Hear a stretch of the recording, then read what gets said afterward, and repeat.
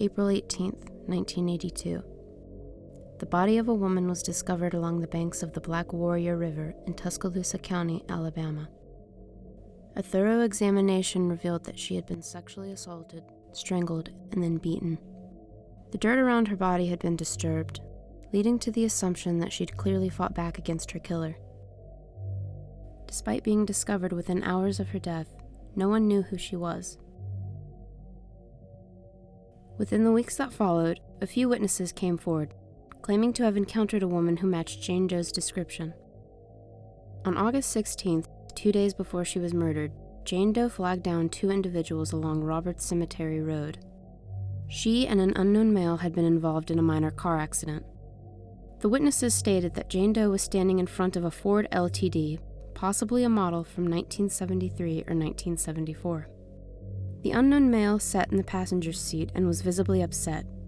He swore at Jane Doe, allegedly blaming her for the accident. The witnesses later told police that he stood at 6'1" and weighed no more than 200 pounds. He was white and appeared to have the same ruddy complexion as Jane Doe. Since 1982, she's had at least 4 different composites, all of them highlighting her almond-shaped eyes and a very narrow nose. Tuscaloosa County Jane Doe was the first forensic composite that I've done, and while I personally think that the previous examples do a much better job, I just wanted to take the opportunity to bring attention back to her case. Jane Doe was white with a ruddy complexion. She was 5'4" and weighed between 110 to 115 pounds. She's described as having brown hair that's so dark it might as well have been black. She didn't use nail polish or file her nails regularly. There was evidence that she'd previously given birth and had engaged in some form of manual labor in order to make a living. Investigators placed her age range as being somewhere between 30 to 40 years old. It's also believed that she had been traveling and was from somewhere out of state. Her clothing suggests that, in the moments leading up to her death, she'd been fishing in the same area where she'd later be found. Do you recognize Tuscaloosa County Jane Doe?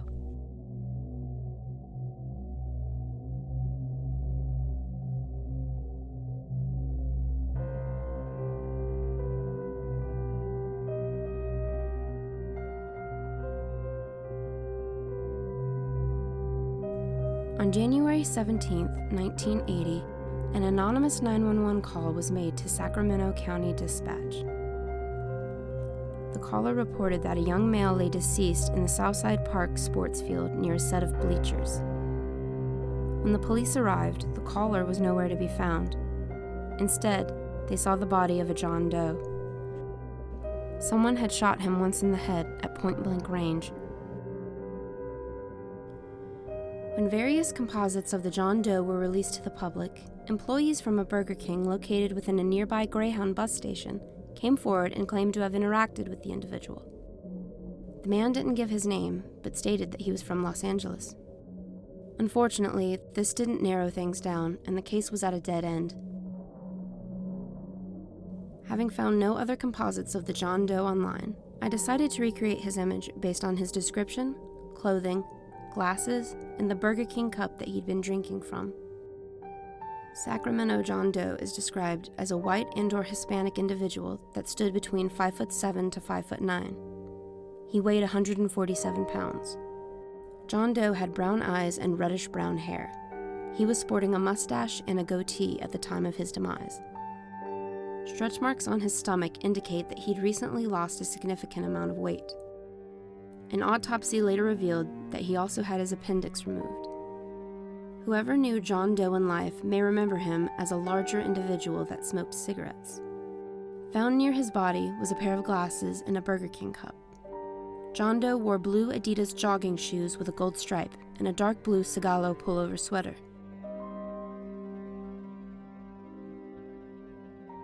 Do you recognize Sacramento County John Doe?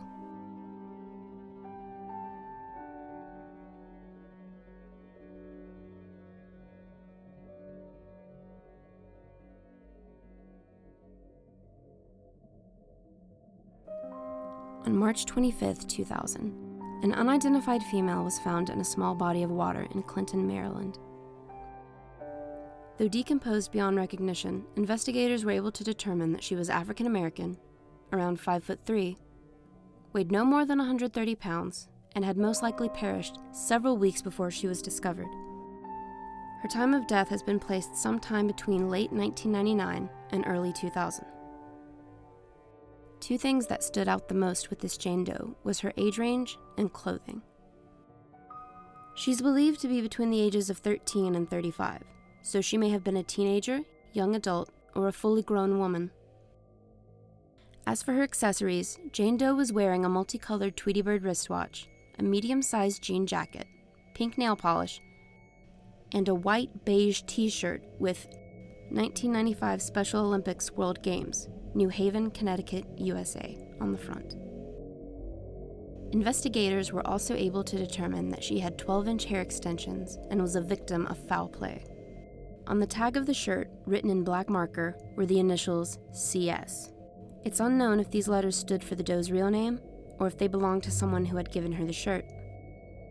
With no leads, a forensic artist was asked to do a clay reconstruction of what the deceased may have looked like when she was alive. In 2007, her face was digitally reconstructed. This new image showed that she was most likely older, and it's possible that she may have been wearing makeup when she died. But it's important to note that some forensic artists take a few liberties and creative choices when giving the unidentified a surrogate face. Despite both of these composites being released to the public, no one has been able to identify her. For my reconstruction, I decided to put CS Jane Doe in clothing that was similar to what she was wearing. I also wanted to highlight her pink nail polish, hair extensions, and the multicolored Tweety Bird wristwatch. While the other two composites depict an older woman, I decided to give her the face of a younger woman, someone who's in their late teens or early 20s.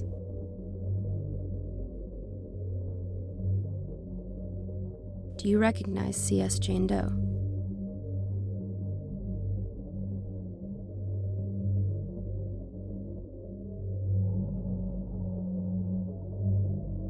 For this last composite, I wanted to give myself a challenge. After digging around online, I came across the clay bust of Fort Lupton John Doe, an unidentified homicide victim whose skeletal remains were found back in August 1995. John Doe was believed to have dark brown hair and an estimated height of 5'4" to 5'8". He was between 20 to 30 years of age, and it's possible that he was mixed. While there's very little information on this Doe, investigators do know that he had a husky build, lacked good dental care, had a sharp jawline, and was most likely right-handed. Sometime between 1993 and 1994, someone either stabbed or shot John Doe and then buried his body in a field near Weld County Roads 8 and 31. While I couldn't enhance the quality of the clay bust, I did my best to visualize what he may have looked like, with additional help from a side-angle picture. Do you recognize Fort Lupton John Doe?